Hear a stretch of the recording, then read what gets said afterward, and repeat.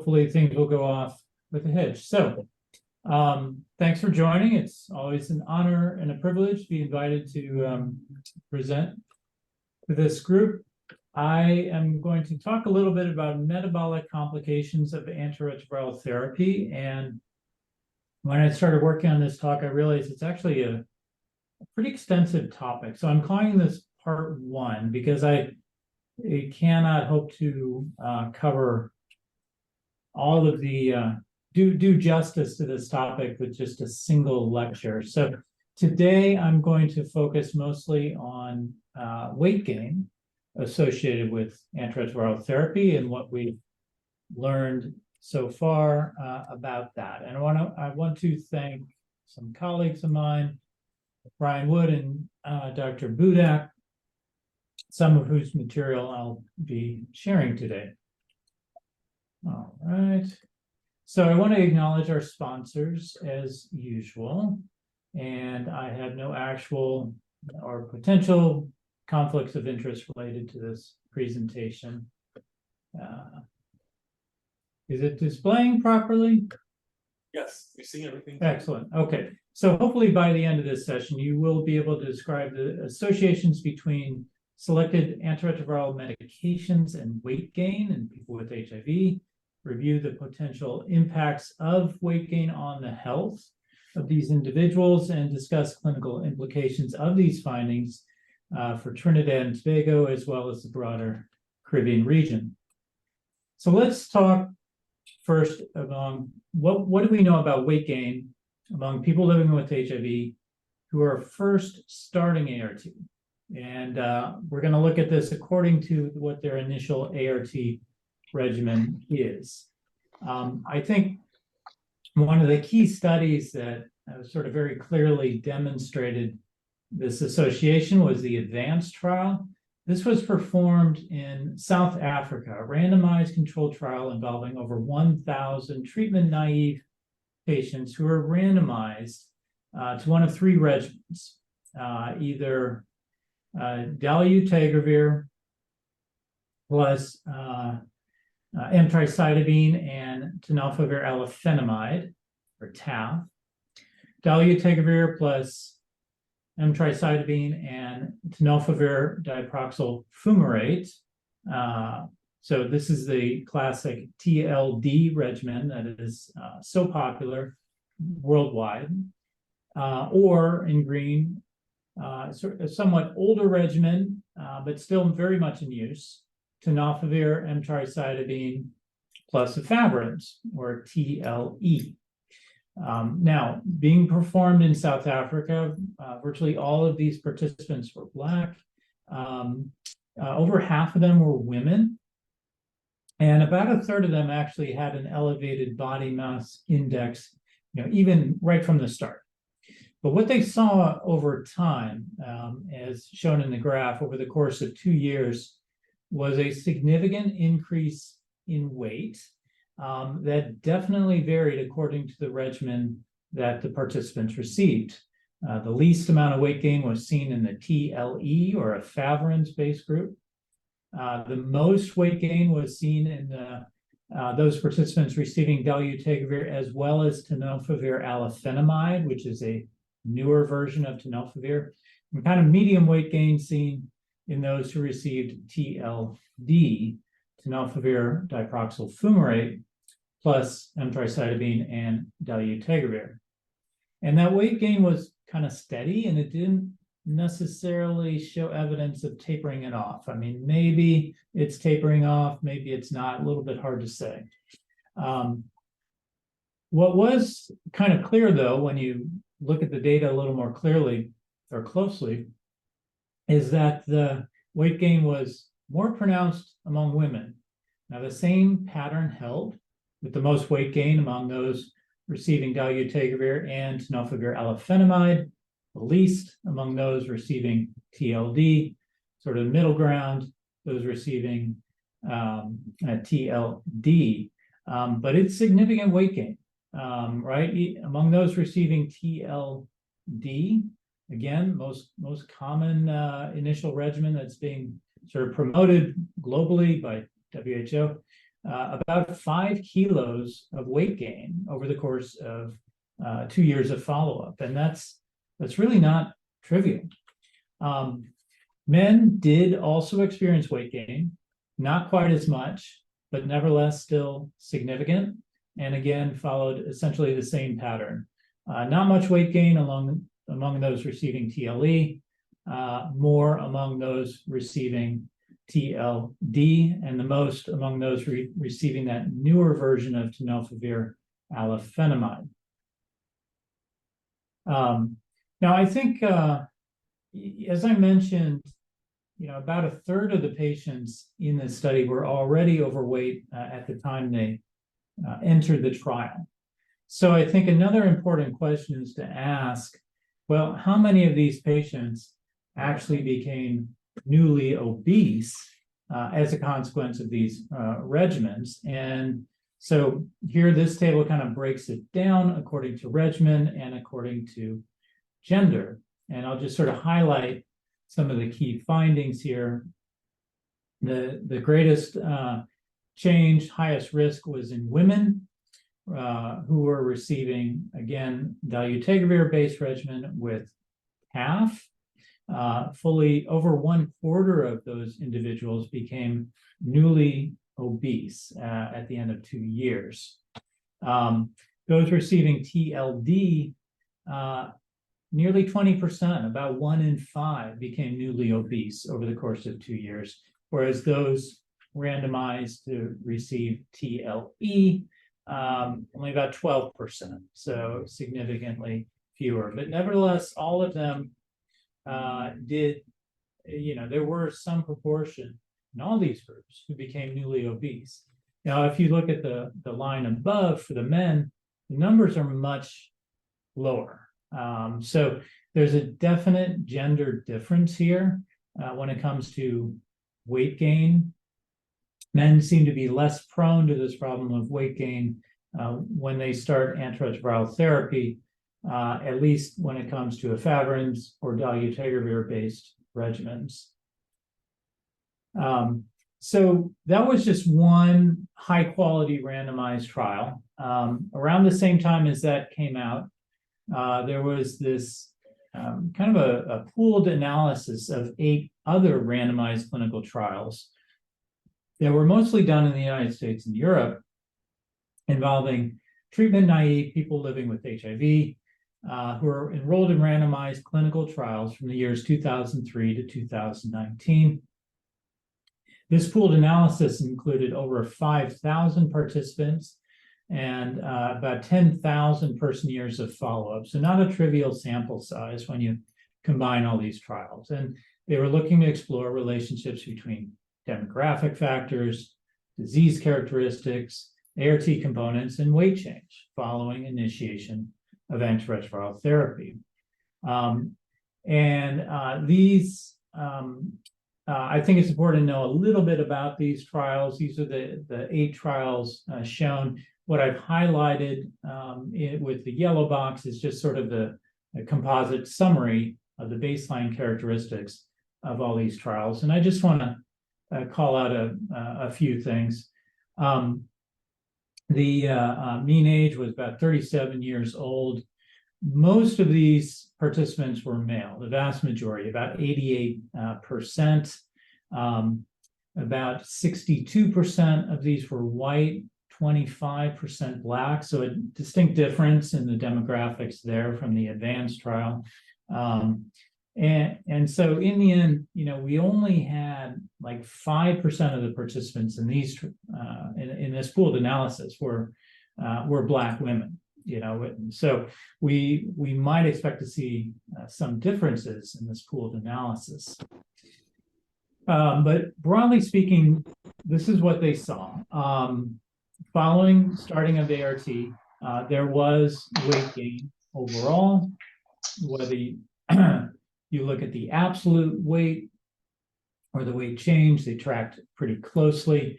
Now it's that chart on the left looks rather dramatic, but it's important to look at the scale that's being used. It's it's not a huge change in weight that we're seeing. I think it's more useful to look at the graph on the right, which shows, what happened to weight classification among these participants over time. In other words, how many individuals went from being underweight to being overweight or obese. And there, I think you can see that, there is a very real trend with more and more people over the course of the trial shifting out of the normal weight class and into the either overweight or frankly obese class of medication. So another group of randomized trials showing that yes, after starting antiretroviral therapy, there is weight gain. It's not just people who are underweight, getting to a healthy weight. Really what is going on here is we're seeing people getting out of a healthy weight into overweight or frank obesity. So looking at the data more closely, what kind of associations did they see with various classes of antiretrovirals? Now, if we look at the top lines here, whether it's, and I'm looking at graphs A and B, whether you look at weight change or absolute weight over time, clearly the integrase inhibitors or integrase strand transfer inhibitors, INSTIs, these were the major offenders. These were the ones associated with the most weight gain over the course of 2 years in this pooled analysis. There was weight gain as well among those individuals who were randomized to receive protease inhibitors or non-nucleoside transcriptase inhibitors, but it was not as much as those receiving the integrase inhibitors. And these were findings that were statistically significant, and I would argue clinically significant as well if you look at the amount of weight change we're seeing over time. Then they asked the question further because, again, there were a large number of participants here. They were able to kind of tease this out. Did it matter which integrase inhibitor they received? And here again, it did seem to matter. Specifically, they were looking at dolutegravir in blue versus bictegravir in red. This is a newer integrase inhibitor versus boosted elvitegravir, which is present in some relatively newish formulations also. Bictegravir and dolutegravir appear to be, equal offenders in this regard, associated with significant weight gain. Elvitegravir also led to weight gain, but not as much. And that difference was statistically significant. So interestingly, while there is kind of a class effect, I would say, with weight gain among individuals starting ART, that includes an integrase inhibitor. Not all integrase inhibitors are the same in this regard. Some are more problematic than others when it comes to weight gain. And the most problematic ones appear to be dolutegravir and bictegravir. Now, these investigators also looked at this question of, what about gender and ethnicity? And we see the same pattern that was, that I sort of hinted at earlier. Black females had it the worst in terms of weight gain. As compared to Black males, the Black females definitely gained more weight. There was also a difference according to race, Black versus non-Black, a distinct difference as well. So again, statistically significant, and I would argue clinically significant association between Black race, female gender, and weight gain in those individuals receiving integrase inhibitors in this pooled analysis of 8 clinical randomized controlled trials. Now, what about the other classes? So among the NNRTIs, they teased out is there a difference between different NNRTIs? And they were able to make meaningful comparisons between efavirenz versus rilpivirine, which is a sort of newer second generation NNRTI. And interestingly, rilpivirine seemed to be worse, more of an offender in this regard, as opposed to efavirenz. And then they looked at the NRTIs, the nucleoside reverse transcriptase inhibitors, to see if it mattered which one of those were received. And again, replicating what was seen in the advanced trial, it seemed like there was a big difference between those who received this newer version of tenofovir called TAF, tenofovir alafenamide in red, versus those receiving the older tenofovir diproxyl fumarate in gray, or TDF. Statistically significant, again, I think clinically significant as well. Abacavir was somewhere in the middle, and the least weight gain, virtually no weight gain, was seen in those randomized to receive zidovudine. So this table looks at some of the risk factors, or other risk factors for weight gain in people starting ART, because it wasn't just the kind of medication received. And here we find some interesting findings that having had a low CD4 count was associated with higher weight gain. Not being an injection drug user was associated with higher weight gain. So a history of injection drug use was actually protective in this regard. Again, race was a strong risk factor, specifically Black versus non-Black. Elevated viral load was also a risk factor, similar to low CD4 count. Symptomatic HIV disease, female gender, as mentioned, age was also relevant. The younger individuals tended to gain more weight than the older ones. And then, being overweight at baseline, overweight or obese, it tended to be a risk factor for gaining more weight with starting of ART. They also looked at, well, okay, that's any weight gain, but what if we look at really significant, over 10% weight gain, because that, I think, is arguably more clinically relevant here. And I'm just going to highlight all of the risk factors that turned out to be statistically significant again. Many of these are the same findings I mentioned earlier, but they did, tease out what I had shown in, the prior graphs, that there are some specifics regarding which integrase inhibitor, for example, which NNRTI and which NRTI are associated with significant weight gain.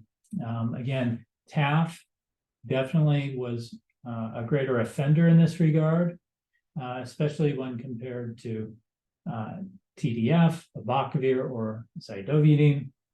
And then, as compared to efavirenz, all of the integrase inhibitors, as well as rilpivirine, were associated with more weight gain that was statistically significant. So just to sort of summarize what that study showed, over this pooled analysis of 8 randomized trials, over the course of about 2 years, there was a median weight gain among the participants of about 2 kilograms, but it varied widely according to race and gender. And the key risk factors for gaining over 10% of the body weight,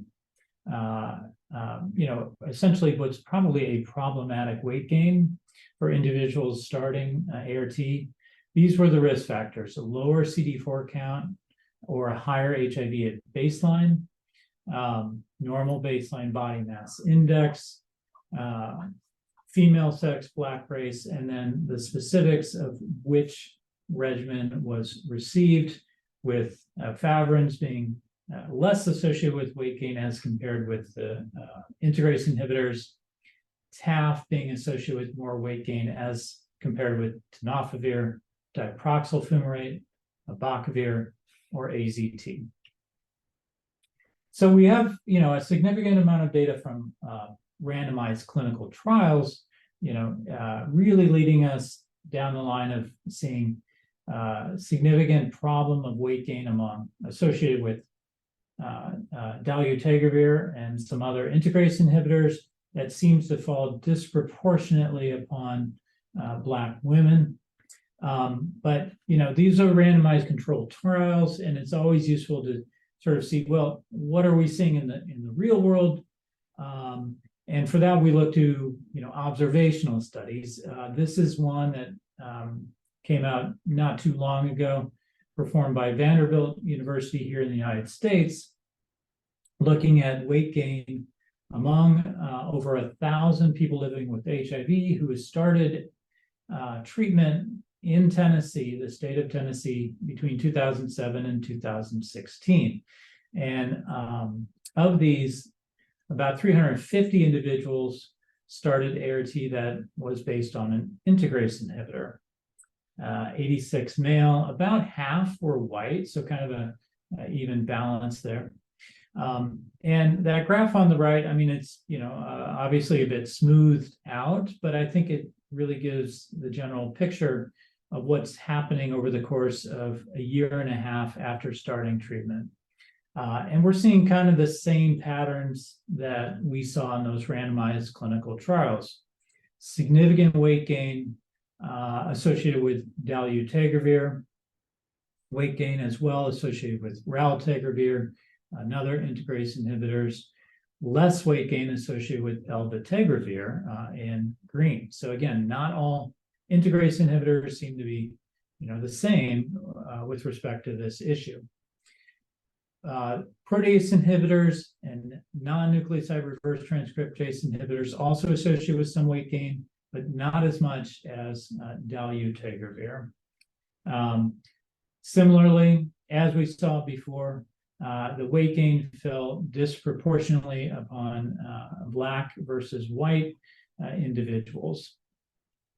And the dolutegravir regimens were associated with the highest odds of incident obesity as well. So it wasn't just gaining weight, say, from a low body weight to a healthy weight. Again, this is people actually progressing to develop obesity, not staying in a healthy weight zone.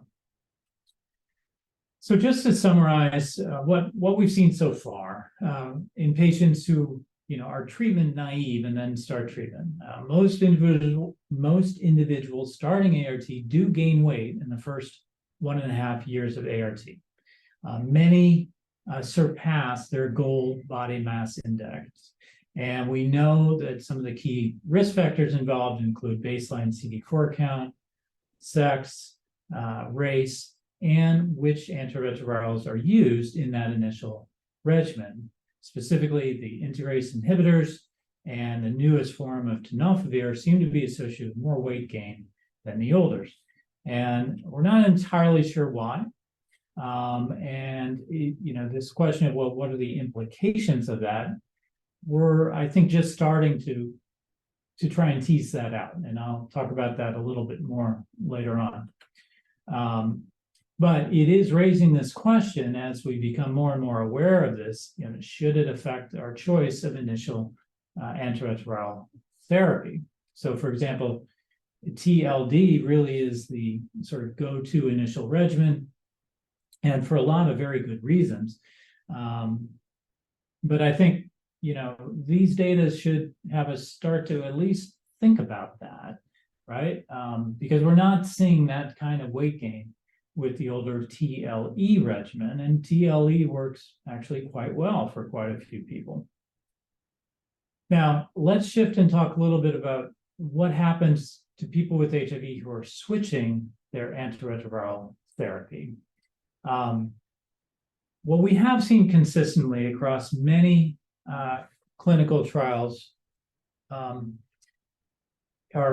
retrospective studies, I should say, is that when people switch to an integrase inhibitor-based regimen from a different kind of regimen. They almost always, almost all these studies document weight gain, right? I'm not going to, there's too many studies to cover, so this is kind of a summary slide. But you can see there's a pretty clear and consistent pattern. So just as people who start treatment with integrase-based inhibitor therapy tend to gain weight, individuals who switch to integrase-based antiretroviral therapy also tend to gain weight. But I think a really interesting follow-up question is, well, can we reverse that weight gain if we change the regimen? If people gain weight on an integrase-based inhibitor regimen, can we change it to a non-INSTI regimen and see weight loss? Or similarly, if they gain weight on a TAF-based regimen, can we switch it to tenofovir, the older form of tenofovir diproxyl fumarate, and might we see weight loss in those individuals? And we have very sparse and limited data regarding these. I think the studies are just starting to sort of ramp up, trying to answer this question. I'll show some preliminary data we have to date from a couple of small studies, but they're by no means conclusive. So this was a study that looked at the mean weight changes associated with switching out of an integrase inhibitor to a protease inhibitor-based regimen versus switching to another or different integrase inhibitor. This was not a randomized controlled trial. This is a retrospective review. And I think the answer we're looking for is best demonstrated in this next slide. Basically, we've got two groups of individuals that were sort of identified retrospectively. The group in purple are those who started with integrase inhibitor and stayed on an integrase-based therapy, right? They may have changed to a different one, but they were on integrase-based therapy from the start and stayed on it. The other group in green are individuals that also started an integrase-based inhibitor, but then switched to a PI-based inhibitor, right? And so the key question then is, well, did we see any difference over time after the switch to a protease-based inhibitor, which occurred in that sort of middle column, middle area of the graph? So I think that's the area in question, because that I'm showing with the red arrow, because what we do see in this small retrospective study is that after switching off of the integrase inhibitor, patients who switched to a protease-based inhibitor regimen did see at least stabilization of their weight, whereas those who remained on integrase inhibitors seemed to continue on that same trajectory that they had before, not surprisingly, and continued to gain weight. The difference is not tremendous here. It's a small study, but nevertheless, it's one piece of evidence suggesting, well, maybe this weight gain associated with integrase inhibitors on initiation, it can be reversible if we change the regimen. We get some more information from another sort of follow-up study of the Athena trial. The Athena trial was it was a cohort study, I should say, that was performed in the Netherlands, and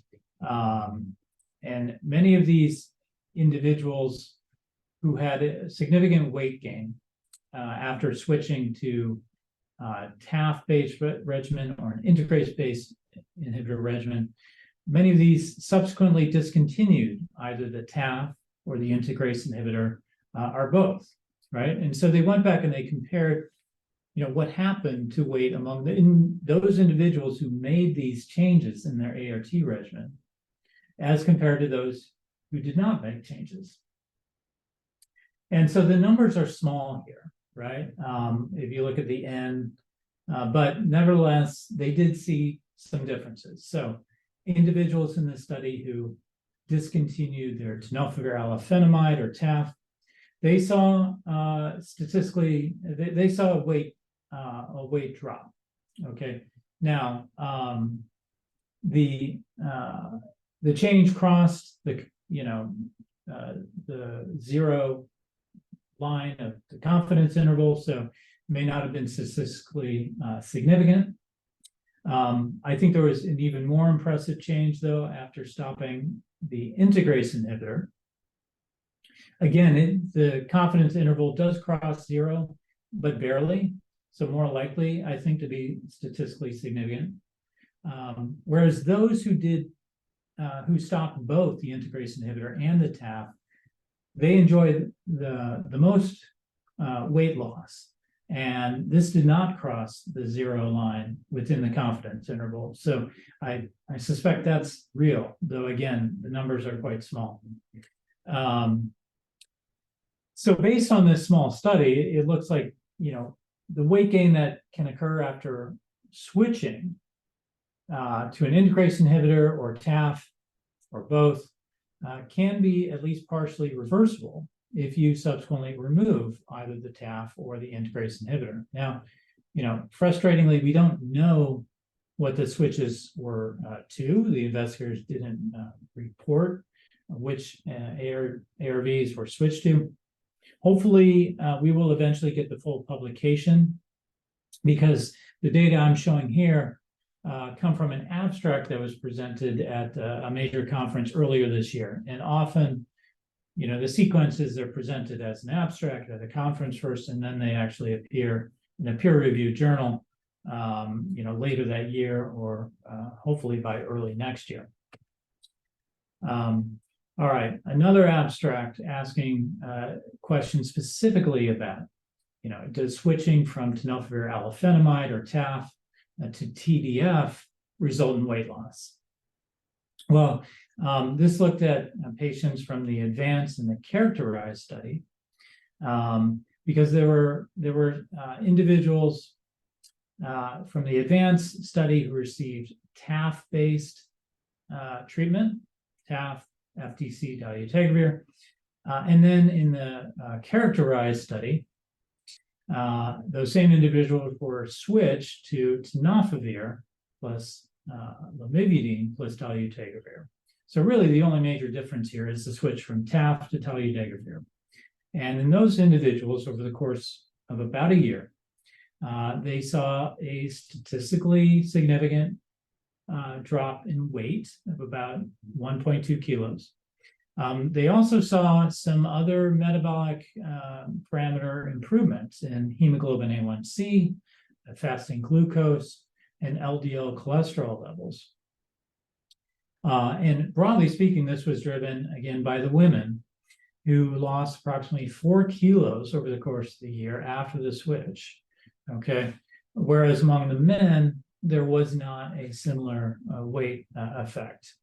So again, small study, but encouraging that at least when it comes to the form of tenofovir, if people gain weight on the newer form of tenofovir, we can go back to the older version, TDF, and at least among women, hopefully we can expect to see some decrease in the weight. Again, presented as an abstract just earlier this year. Hopefully we'll see the final results with more details in a peer-reviewed journal soon. Now, the characterized study involved residents of the inner city of Johannesburg in South Africa. And these were the individuals who were, and the characterized study looked at them after they had been switched to TLD after having previously been on TAF-based therapy,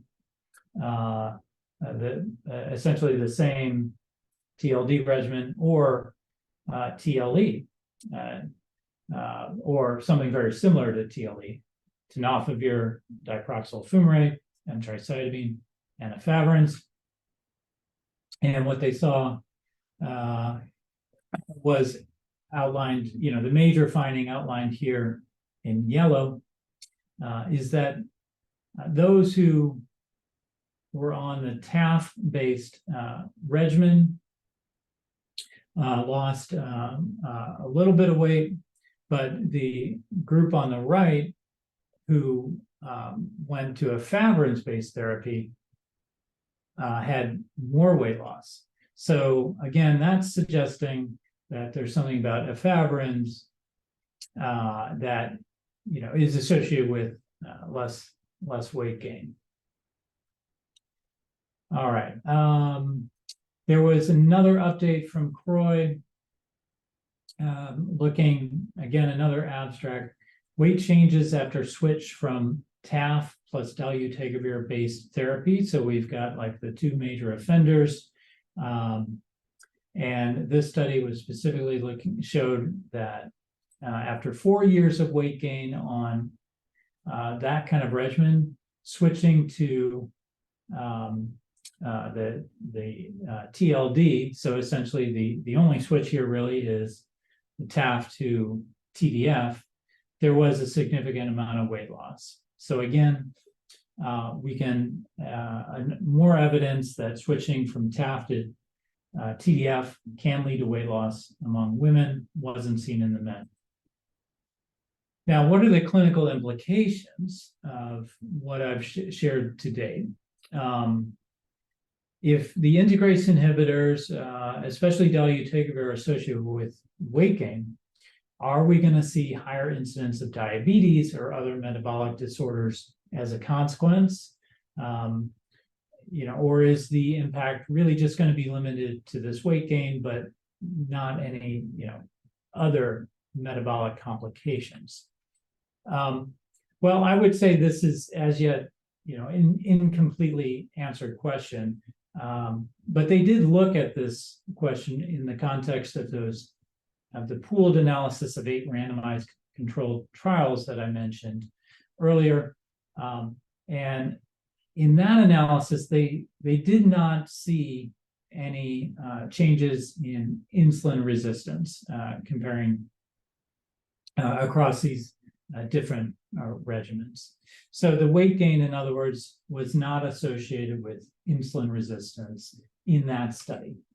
In terms of lipids, the effect was small. There was a small but significant increase in HDL who had low weight gain compared to those with over 10% weight increase.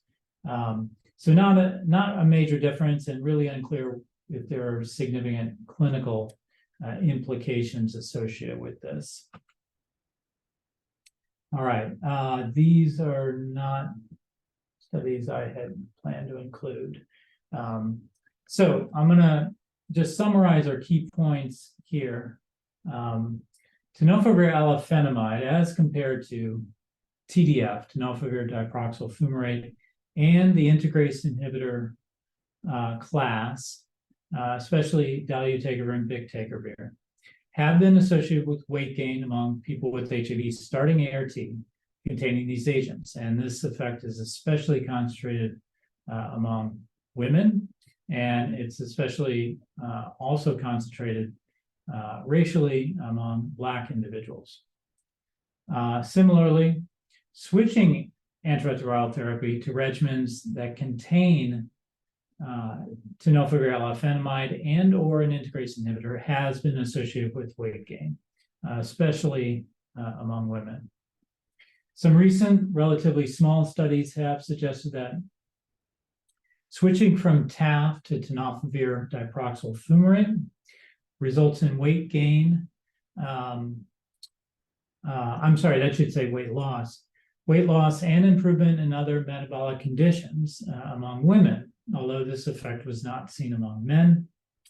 Removing the integrase inhibitor from an ART regimen can also lead to at least partial reversal of weight gain that occurred after starting an integrase-based ART regimen.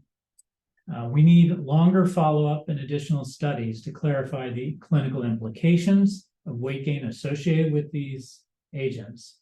And unfortunately, it is, I think this question, this issue at the bottom really is a very important one. It's not known at this time whether switching dolutegravir to efavirenz, so for example, switching TLD to TLE, will result in weight loss for HIV-infected individuals who have gained weight on TLD. So I'm going to stop there, correct my typo, and open it up to questions and discussion. Thank you, Dr. Behrens, as usual. Very informative and very detailed analysis of, I think, what is becoming, nagging is the wrong word, but I think care providers are becoming increasingly conscious of these sort of issues moving forward into the, within the fourth decade of the epidemic. A lot of our clientele are aging. I think we did some recent work whereby over 2/3 of our clientele right now are over the age of 40. All right, so this is something we have to think about in terms of services we offer, the monitoring we do, and what do we need to do to make sure that in the next 20 years we're not dealing with an avalanche of persons living with HIV, with chronic metabolic condition that we needed to look at earlier, especially given that we know that obesity is linked to so many other things.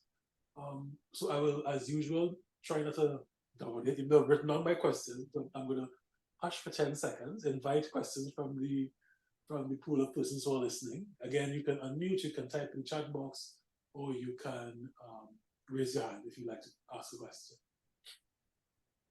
Okay, I see a hand up. Was that Conrad? Yeah. So this was really informative, and I think one of these things that for me really resonated is the question of whether or not if someone is on TLD, if they go back, if that would result in any kind of weight decrease. And we're saying that there aren't enough studies or any information about that presently. But is there anything else that patients can look for or use or take that could also possibly help or instigate the weight loss? Because at the end of the day, that's what patients want to know. Sure. If going back in this direction is not going to cause a decrease, then what will? Right. Yeah, very good question. Short answer is nobody knows. I would say, however, I think we look to the broader issue of weight loss in the general population. And I think when we do, we have to acknowledge a couple of key truths here. One, our understanding of how the body regulates weight is really woefully inadequate, right? You can take the same two people and put them on the exact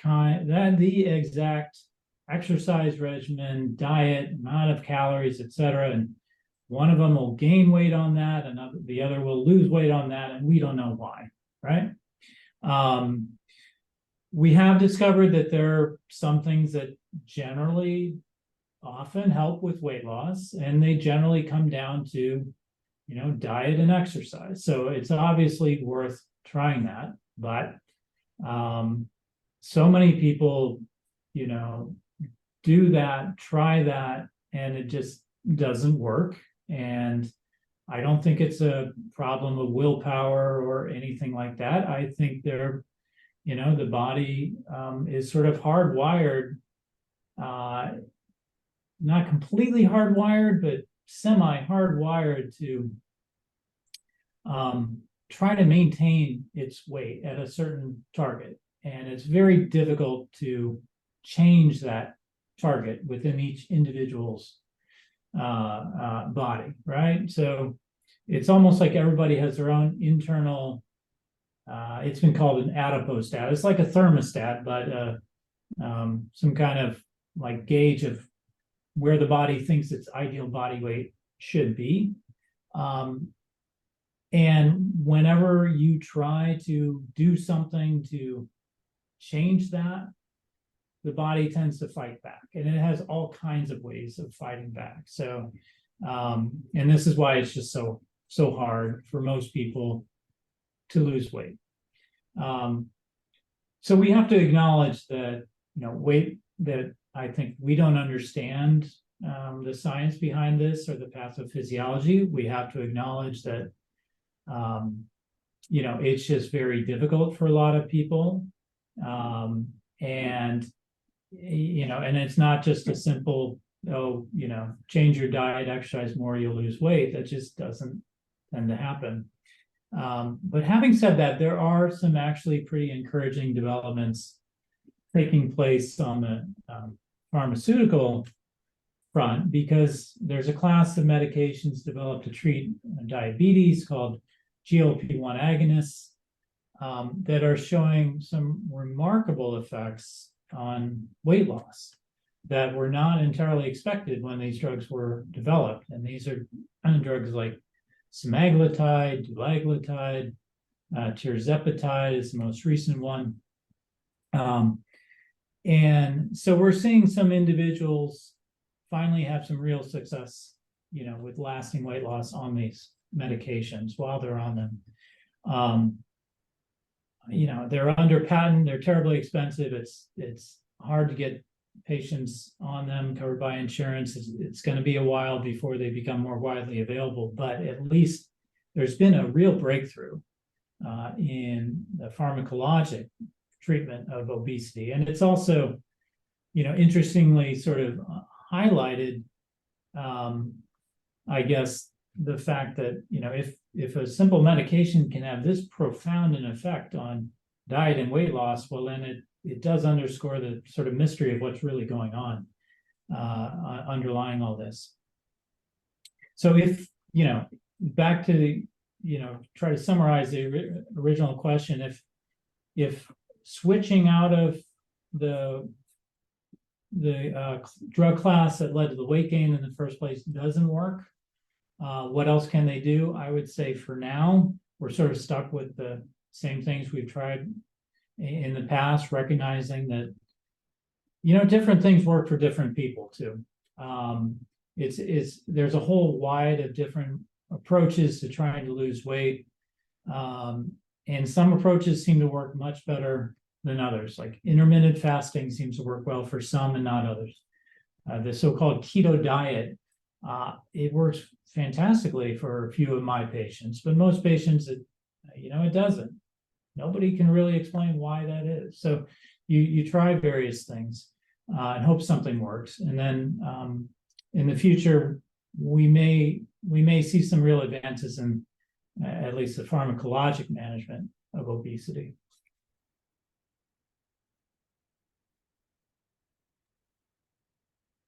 Thank you for that, Chris. Oh, sorry, Conrad. So if you have a patient, if a patient presents to you who is already obese, will that be a decision, or should a decision be made at that point to not start that patient on an integrase inhibitor? Very good question. And that's a very hard one. I think this is a situation where you employ what's called, shared decision making. My take is that this weight gain associated with integrase inhibitors seems to be very real, and there are certain demographic groups that are especially at risk for that. And if someone is already overweight or obese at baseline, you may be looking at down the road a considerable further increase in weight and all the problems that accrue from that, right? It would surprise me very, very much if it turns out that the weight gain we're seeing turns out to be somehow harmless. I just have a hard time believing that's going to be the case. Furthermore, TLE, for example, associated with very little weight gain as compared with TLD, right? Significantly less. And TLE, honestly, is a pretty good regimen, right? The drawbacks are primarily around like these neuropsychiatric effects, but most people don't have them. So I do think, you know, in someone who's already overweight and is at risk for further weight loss based on what we know to date, I would take a good hard look at going with TLE instead of TLD. And I think I would sort of, you know, lay out the pros and cons of these two different options. But it's a reasonable choice to make, to me. So, Greg, I see we have two comments there, one from Cyrus and one from Dr. Sibu. Cyrus is saying that his question was very close to what I asked. If the ARVs are not switched, but the patient modifies diet and exercise, is there still that risk of weight gain? And Dr. Sibu asks, she said she couldn't see it in the slides, but are there differences by ethnic groups? So two questions there for you, Chris. Sure. Well, the first question is, you know, if people can achieve weight loss through diet and exercise, that's terrific. That's absolutely the healthiest way to achieve weight loss. And of course, diet and exercise have, you know, very substantial health benefits, even if there is not weight loss. Just being more fit and eating a healthier diet has significant health benefits, regardless of the weight change. And it's worth keeping in mind that, you know, muscle weighs more than fat. So people who start exercising and who are overweight, they may not see a whole lot of change in their weight. However, if their weight doesn't change much, they're still likely losing fat, increasing lean body mass with more muscle gain. And that, you know, we know has a lot of health benefits. So, you know, it's worth trying. Of course, and it's worth encouraging regardless of whatever weight change may or may not happen.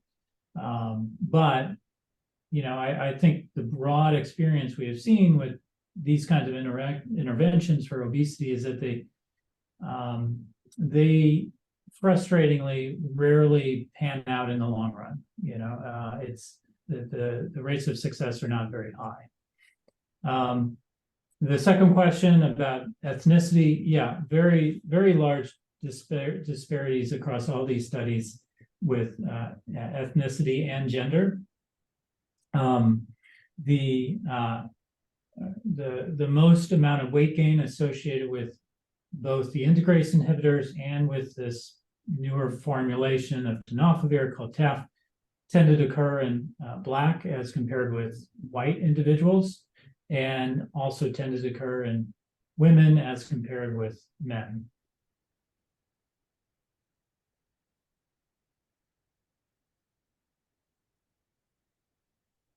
Another comment from Dr. Musa, great presentation as usual, and as said, time will tell if metabolic changes lead to adverse effects. I'm sorry, can you say that again, Bryce? I didn't quite. Dr. Boyce. Yeah, hi, there's some sirens, we're just passing. So, comment from Dr. Musa, great presentation as usual. And as said, time will tell if metabolic changes lead to adverse effects. Mm-hmm. Did I see Greg, I think I saw Dr. Sibu's hand up there for a minute. Dr. Sibu, did you have another question you want to ask? I did have another question because in terms of the this particular the weight gain, so for example, where women will begin to gain weight somewhere around their 40s and or so when they're starting to go into menopause, and then we have all of those issues around low testosterone for some of the men, and I know that that's not something that we're doing here. And then we also are a population that have high amounts of diabetes and hypertension. Should we begin to look at some of those things for ourselves or capture that information so that we can begin to perhaps contribute to what might be being seen? Is that being looked at all, especially for the Black population?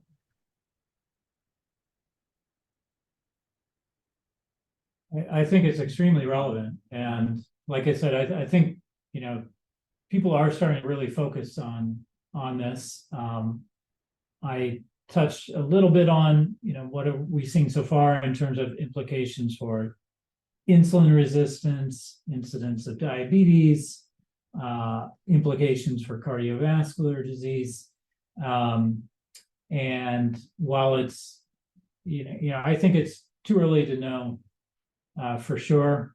But that's part of the reason why I feel like there should be a part 2 for this, where I talk a little bit more broadly about what do we know about antiretroviral therapy and cardiovascular disease, for example, and lipids. Because it would surprise me very much if these weight gain problems we're seeing with dolutegravir, I can't imagine them turning out to be harmless, right?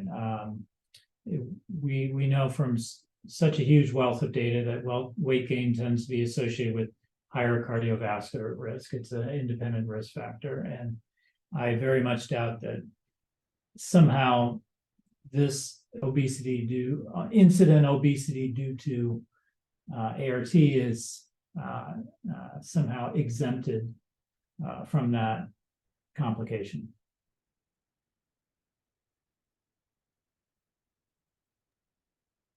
This is Dr. Boyce, a question from me.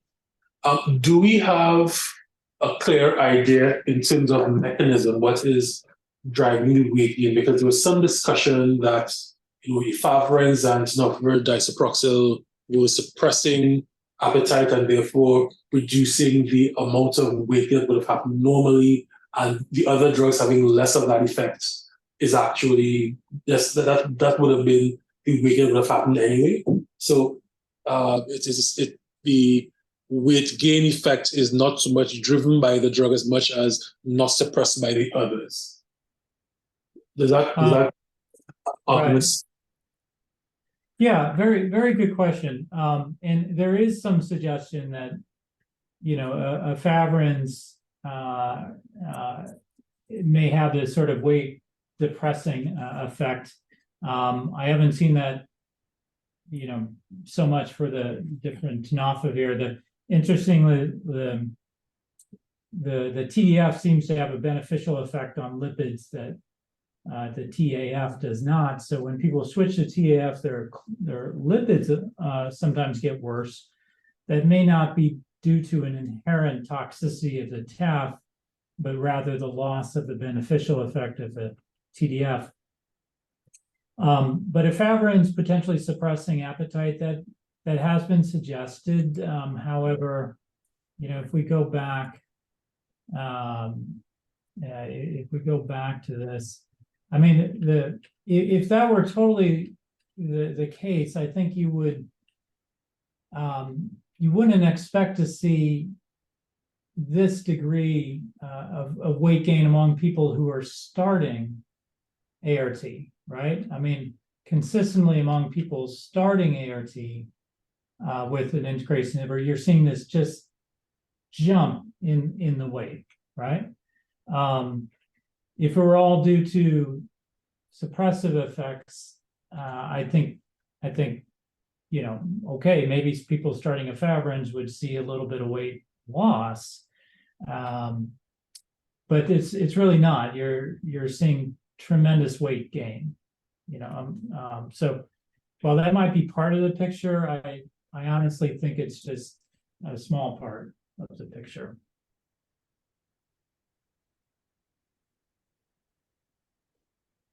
And to your point, I don't think anybody knows what is the mechanism by which these integrase inhibitors might be stimulating weight gain. I don't think anybody's worked out a mechanism. Certainly I haven't seen it, although I didn't do sort of a detailed dive in the literature to see if anybody's come up with an explanation. I'm sure there are models and theories, but I don't think we have any clarity. Okay, I'm not seeing any more hands raised or any more questions in the chat box. So it is 3 p.m. I want to be mindful of others' time. So again, Dr. Behrens, I want to thank you again for visiting us with your expertise and your excellent presentation as usual. It's given us a lot to think about, especially given that our own dolutegravir rollout had to be sort of paused for a little bit. But in terms of what you need to think about in terms of simple clinical monitoring of someone who switches, keeping an eye on their blood pressure, their weight, their cholesterol, their blood sugar. right, after switching medication, so that when we think about switching, 11,000 people, 6,000 people on onto adult regimen, what that might look like in terms of our ability to monitor and program for long cardiovascular risk. So our next session is on the 4th of August on a COVID update. This is long COVID, which is, I think, very timely because we're actually seeing some of our clients who are coming in with chronic kidney disease and persistent respiratory complaints. So I think it's a very timely session. So we invite you all back, spread the word. We're quite happy just to have more members of our family. So from me, Dr. Boyce, and General Manager Master, who's here in the room with me, and from Conrad, thank you so much for joining us. We see you in 2 weeks' time. Thanks, Bye. Chris. Bye, everyone. Bye.